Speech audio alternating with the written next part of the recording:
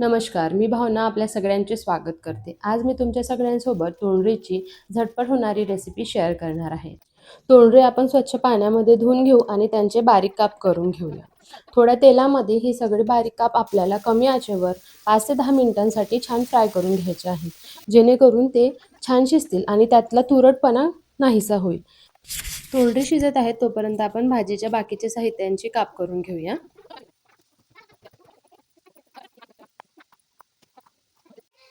तोंडरी छान शिजली आहे. आता आपण त्यांना बाजूला काढून घेऊया.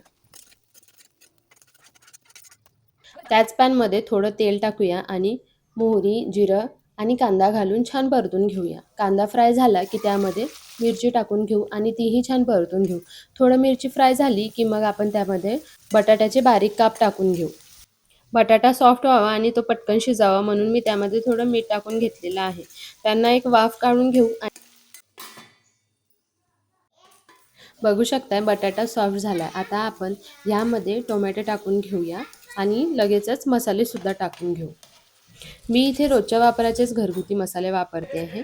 1 चम्मच धने जिरे पूड, अर्धा चम्मच हळद, 2 चम्मच तिखट आणि 1 चम्मच मीठ.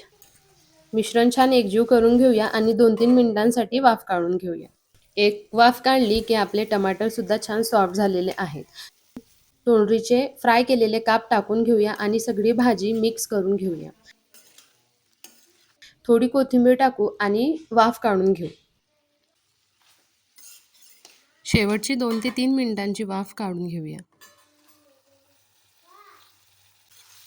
तोंडरीची भाजीची रेसिपी तुम्हाला कशी वाटली हे मला कमेंट सेक्शनमध्ये नक्की कळवा. व्हिडिओ आवडला असल्यास व्हिडिओला लाईक आणि चॅनलला सबस्क्राईब करायला विसरू नका. धन्यवाद. भेटूया पुढे.